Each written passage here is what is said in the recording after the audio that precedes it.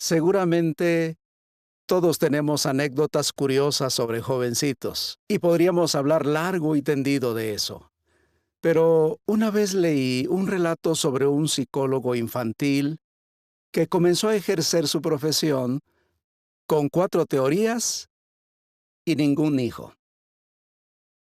Años después, tenía 4 hijos y ninguna teoría. Se dio cuenta de que criar a un hijo es más que simple teoría. Hay mucho trabajo, muchísimo trabajo detrás de la crianza de un hijo. Esta historia la contó el psicólogo Bruce Narramore y se publicó en La Despertad del 8 de abril de 1981.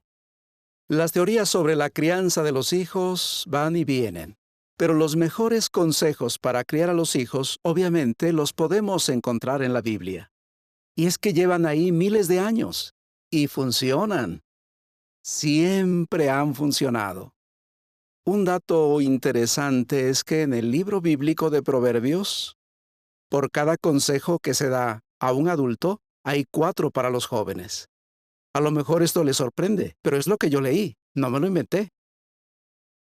Proverbios 22:6 es un texto muy conocido. Proverbios 22:6 dice: Educa al niño en el camino por el que debe ir, y no lo dejará ni siquiera cuando llegue a viejo. ¿Es eso cierto? Sí, es cierto. ¿Significa eso que si los padres educan a su hijo en el buen camino, nunca se apartará de él? No, no significa eso. Más bien, este versículo se refiere a lo que, en términos generales, ocurre cuando los padres educan bien a sus hijos. Sobre esto hay un breve comentario, sacado de la Atalaya del 1 de abril de 2008. Dice que, cuando los padres educan a sus hijos de acuerdo con las normas bíblicas, están creando las circunstancias más favorables para obtener un resultado maravilloso. Y ese resultado es que sirvan a Jehová con lealtad. Proverbios 23:24 nos dice algo a este respecto.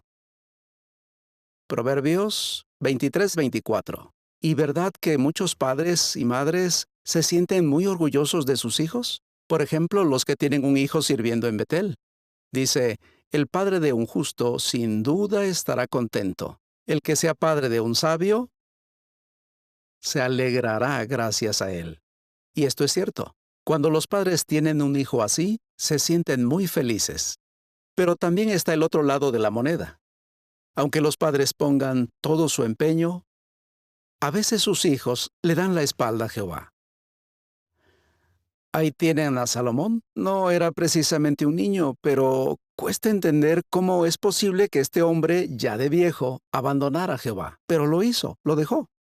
Y todos sabemos lo que le pasó a Jehová con algunos de sus hijos. Como decía la Atalaya del 1 de junio de 2007, algunos ángeles se rebelaron contra su padre, contra su creador. Y esto es algo que queremos que los padres que se han esforzado muchísimo por criar a sus hijos tengan en cuenta. No queremos que se mortifiquen dándole vueltas año tras año, pensando que han fracasado como padres. No tiene sentido que lo hagan porque si no, ¿cómo te explicas? En el caso de los padres que sienten que han fracasado, ¿cómo te explicas que haya hijos que sin tener ninguna ayuda de parte de sus padres, amen a Jehová y le sirvan? Pues depende del corazón de los hijos. Por eso lo más sensato para los padres es centrarse en lo que pueden hacer, no mirar al pasado, sino al futuro, dejar de culparse por lo que ya sucedió. Por eso, aun cuando un hijo decide abandonar a Jehová, los padres que se esforzaron al máximo por educar a sus hijos en el camino en que deben ir, pueden mantener viva la esperanza de que algún día su hijo regrese a Jehová. No los damos por perdidos, ni a nuestros muchachos, ni a nuestros familiares, o si tenemos amigos que han dejado a Jehová, sea quien sea, nunca perdemos la esperanza de que algún día volverán. Es interesante lo que dice el Salmo 19:7. Salmo 19:7. Cuando habla de los recordatorios de Jehová, allí dice: La ley de Jehová es perfecta, renueva las fuerzas. Y noten ahora, los recordatorios de Jehová son confiables, hacen sabio al inexperto. Y muchas veces son esos recordatorios los que hacen que una persona vuelva a Jehová. Lo feliz que era en su casa, los consejos que le daban sus padres, el amor de la congregación a la que asistía. En la Biblia hay un relato de alguien que dejó su mala vida, recapacitó y fue gracias a estos recordatorios. ¿Quién fue? El hijo pródigo. ¿Y no se acordó él cuando tocó fondo de su padre que lo había tratado con amor?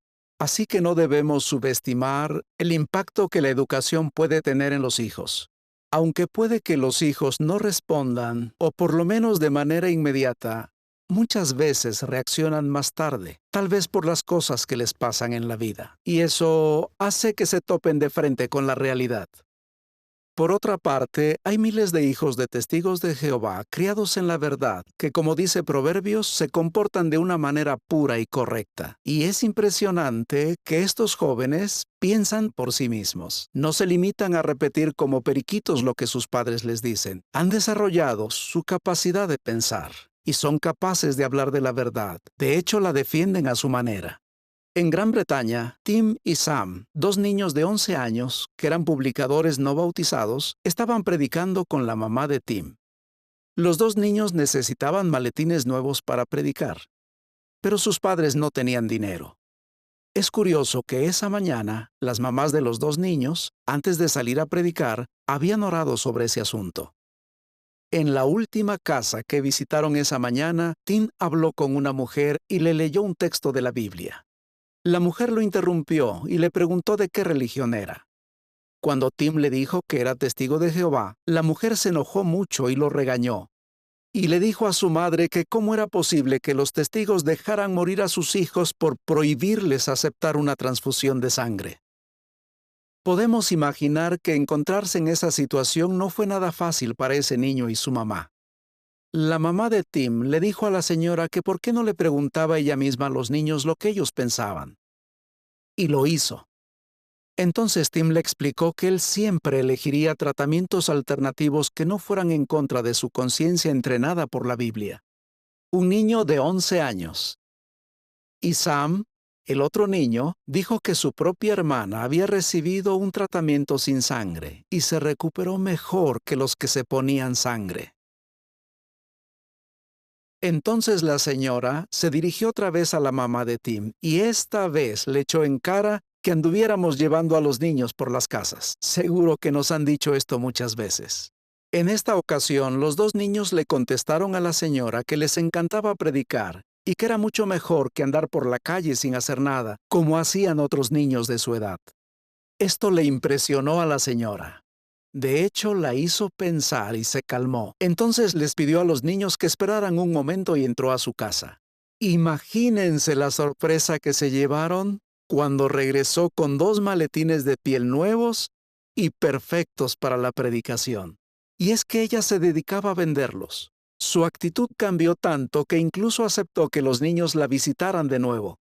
Justo cuando se despidieron, la mamá de la señora, que tenía 94 años y había estado escuchando, salió y le pidió a la hermana que la visitara en su casa.